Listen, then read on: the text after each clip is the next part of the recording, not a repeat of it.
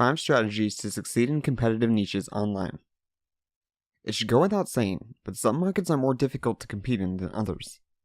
While low competition markets are easy to break into, and even a beginner can establish an audience without any serious marketing efforts, others are difficult to even establish an initial audience.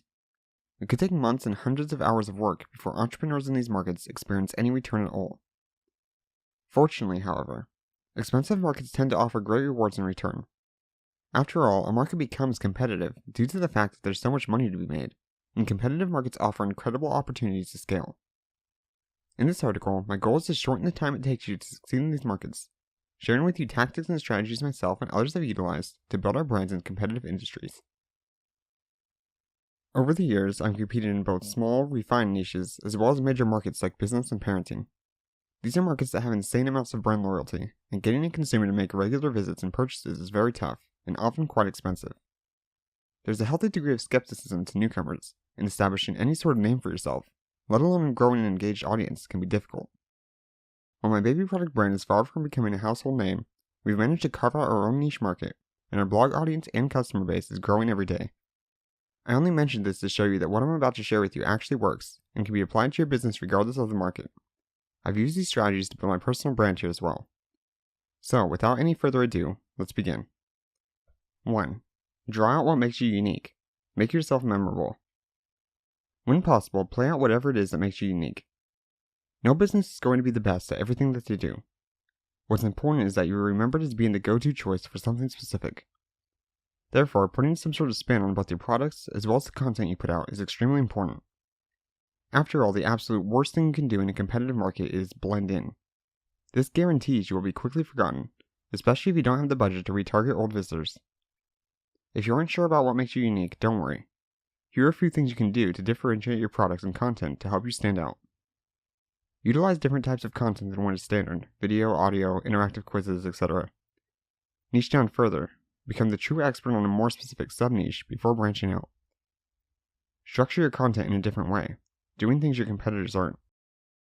Developing product features that aren't existing products, utilizing data you've collected online, and drawing out your personal tone of voice in your content or writing in a more approachable, natural way.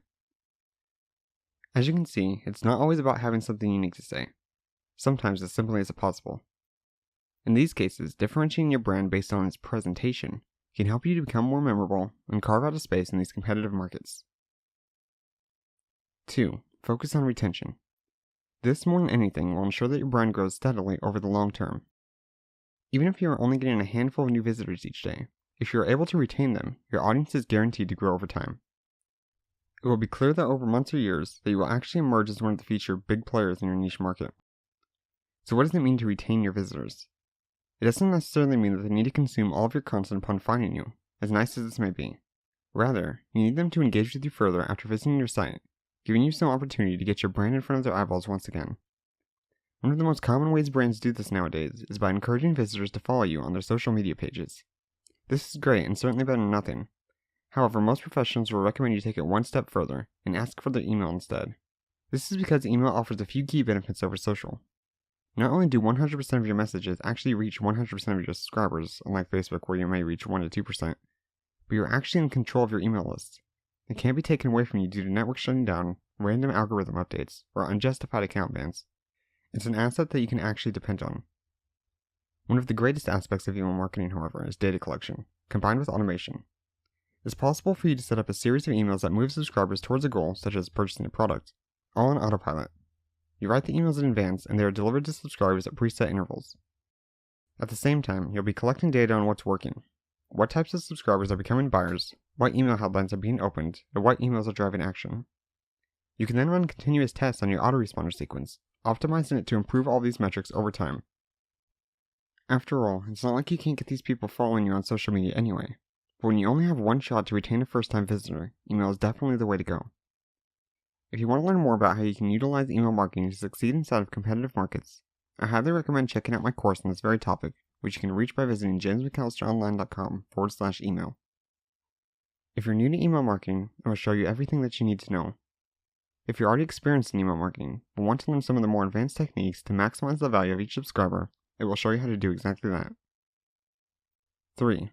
Explore audience building platforms outside of your primary domain. In competitive markets, you need to be proactive about actually getting your content in front of people. Many people believe that if you put out great content, people will find it in time. Unfortunately, there is no longer much truth to this. Many of the world's best content creators, artists, musicians, etc., will never attain any sort of success. While they're great at their craft, it unfortunately doesn't matter much if nobody knows about it. When building your brand, it makes sense to have one platform to be the primary place you produce content. For example, a blog, YouTube channel, or podcast. However, producing content for other platforms, either platforms with less competition or different sets of people your competitors aren't catering to, can do wonders for building an initial following. This can be as simple as repurposing your content for different platforms or putting out unique, valuable content on your social media pages. In the case of social media, actually going out and interacting with other people's posts will help you gain some initial visibility. In my post, Build Your Brand's First 10,000 Fans with these free strategies, I share a relatively unsurprising fact. Most people dislike the idea of going around other people's posts, leaving comments one at a time. This is because it's tedious, slow, and unscalable. However, when you're just starting out, you don't have the luxury of each piece of content being spread far and wide.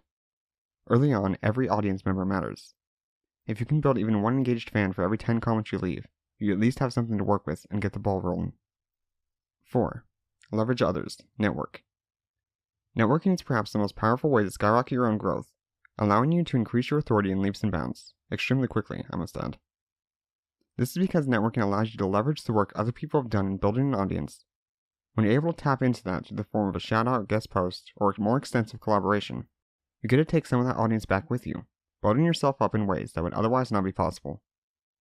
Of course, all networking is built on a fair exchange of value, and this means that the other person is benefiting from the connection as well. After all, networking for strictly selfish purposes never works out for anyone involved, and will actually hurt your credibility in the long run. Still, don't be afraid to reach out to others in your market, particularly if you don't offer competing products. Most content creators online are friendly people, openly looking to collaborate as well. Give up the idea that other content creators are your enemy. They may be competing with you, but most markets aren't a zero-sum game. You can both win, and you'll both do better by working together. 5. Don't be afraid to invest a little money. Entrepreneurs working in competitive niches are more likely to succeed when they invest in the right tools and building up the right knowledge. A small investment can have very large effects, especially in the long term, cutting out months or years of time trying to get by without spending any money. In competitive markets, advertising is expensive because there's typically a lot of money to be made from each customer. While you're certainly welcome to do this if you wish, most of us starting out can't afford a large advertising budget. Therefore, it's a much smarter strategy to invest in things we can utilize over longer periods of time to attract eventual customers at a more consistent rate. I strongly urge you to look over my recommended resources page, where you can learn more about all the various tools I use to grow my business. This is because not every tool I utilize will be applicable to every business, although many will. You'll also discover a lot of free tools as well that you're sure to benefit from. However, one paid tool I recommend for all entrepreneurs working in competitive niche markets is called SEMrush. It's primarily built for website owners looking to improve their search engine rankings, but it's also quite useful for YouTubers as well. SEMrush has dozens of features to aid with this, but one feature I'm fond of in particular is a keyword research tool. Because you're working in a competitive market, it's important to ensure you're targeting keywords that have a search volume worth pursuing and are also easy enough to actually stand a chance of ranking for. Sometimes this isn't so obvious. SEMrush has a feature called Keyword Difficulty, which is a scale of 1 to 100 on how difficult it is to rank for that particular keyword. Keeping that in mind, it will give you an opportunity to actually establish some initial rankings. This is important because unfortunately, backlinks are sort of a catch-22. You need backlinks to rank, but getting organic backlinks is difficult without actually ranking for anything. The higher you rank, the more people see you and link out to your content naturally, which further improves your rankings. Therefore, getting some initial traffic from search engines will help things grow down the line. The second thing I'd recommend investing in straight away is my blogging course. In order to succeed in a competitive market, you can't just work hard. Again, many people are exceptional at what they do and work very hard, but never go anywhere. You need the right work ethic, combined with the right strategy if you want to make it to the top. My blogging course will take you by the hand and show you exactly how each piece of your strategy comes together. Not just the creating of the content, but building targeted traffic to that content, which will make you money through a carefully thought out and well-executed monetization strategy. It's 61 lectures of my best advice, and with thousands of students, it's likely one of your top competitors is already utilizing the information to pull themselves further ahead. With an investment of $97, it won't be long before you're not only appearing alongside them, but even surpassing your top competitors if you're willing to work longer and harder than they are. You can view my blogging course by visiting jamesmcallisteronline.com/blogging. Conclusion. Despite the difficulty of working in a competitive market, it can be extremely rewarding once you manage to break through. The possibilities are potentially endless as there is always a large pool of willing buyers that you'll be able to sell to over and over again as new products are released. Therefore, it really is worth it if you're able to stick through with it to success. I'd love to hear more about the niche you're working in and what's been working for you so far, what you're hoping to try out, and what goals you're hoping to accomplish this year. Again, with the right strategy, they can all be done. To your success, James McAllister.